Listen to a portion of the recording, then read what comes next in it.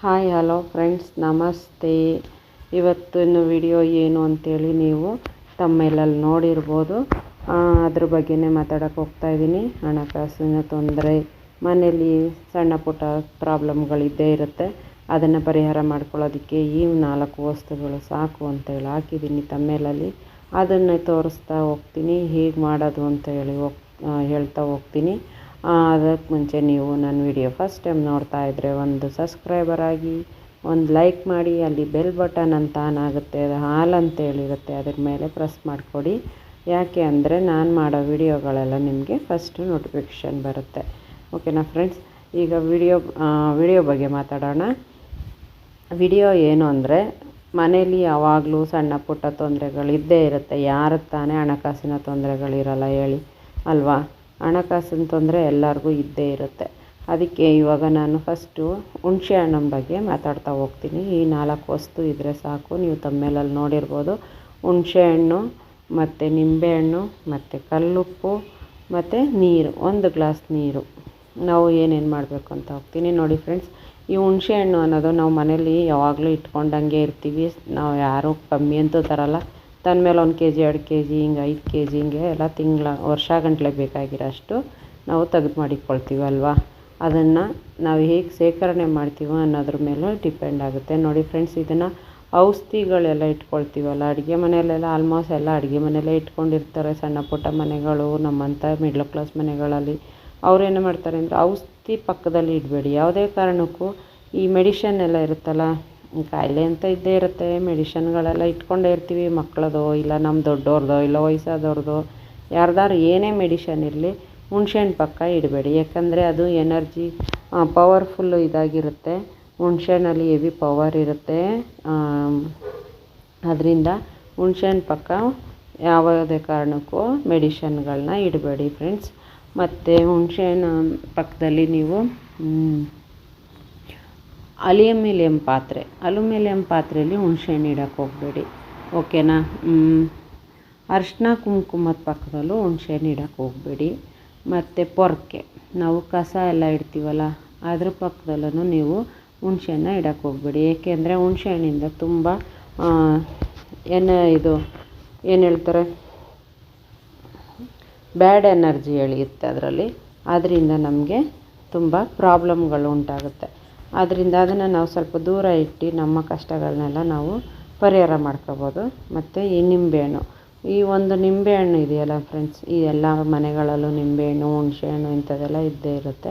ಹುಣಸೆಹಣ್ಣು ಅಷ್ಟೇ ಬ್ಯಾಡ್ ಎನರ್ಜಿನ ಎಳ್ಕೊಂಡು ನಮ್ಮ ಮನೆ ಒಳಗಡೆಗೆ ಗುಡ್ ಎನರ್ಜಿನ ಬಿಡುತ್ತೆ. ಅದಕ್ಕೇನು ಮಾಡಬೇಕು ಅಂದರೆ ನಾವು ಶುಕ್ರವಾರ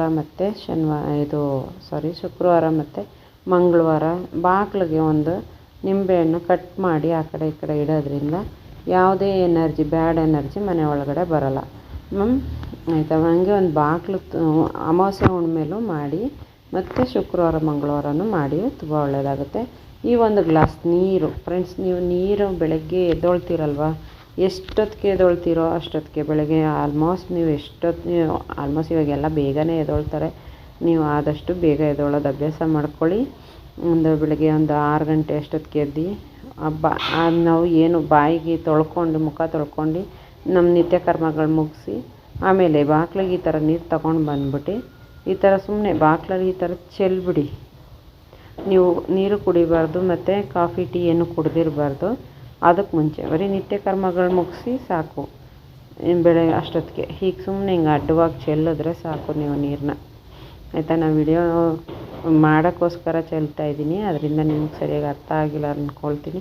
ಅರ್ಥ ಆಗಿರುತ್ತೆ, ನೋಡಿದ್ರೆ ಅರ್ಥ ಆಗ್ತಾಯಿದೆ ನೋಡಿ. ಹಿಂಗೆ ಮನೆಯಿಂದ ಆಚೆ ಬಂದು ಹೊಸ್ಲಿಗೆ ಈಗ ಚೆಲ್ಬಿಡಿ. ಈಗ ನೀವು ನೋಡಿರ್ಬೋದು ಟೀ ಅಂಗಡಿಗಳಲ್ಲೆಲ್ಲ 1 ಗ್ಲಾಸ್ ಟೀನೇ ಕೆಳಗಡೆ ಚೆಲ್ಬಿಡ್ತಾರೆ ಅಲ್ವಾ? ಅದೇ ಥರ ನಾವು ನಮ್ಮ ಆಹಾರ ಪದಾರ್ಥಗಳಲ್ಲಿ ಒಂದು ನೀರು ಕುಡಿಯೋಕ್ಕೆ ಮುಂಚೆ 1 ಗ್ಲಾಸ್ ನೀರು ಆಚೆ ಚೆಲ್ಬಿಡೋದು ತುಂಬ ಒಳ್ಳೆಯದು. ಆಮೇಲೆ ಮತ್ತು ಈ ಹುಣಸೆ ಹಣ್ಣು ಉಪ್ಪು ನೋಡಿ, ಉಪ್ಪನ್ನ 1 ಗ್ಲಾಸ್ ಗಾಜಿನ ಗ್ಲಾಸ್ ಒಳಗಡೆ ಹಾಕಿ ಜನಗಳು ಓಡಾಡೋ ಅಂಥ ಜಾಗದಲ್ಲಿ ಇಡಿ.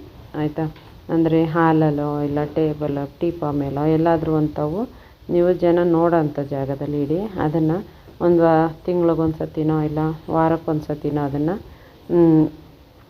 ನೀವು ವಾಶ್ ಬೇಷನ್ನಲ್ಲಿ ಹಾಕಿ ಇದು ಮಾಡಿಬಿಡಿ.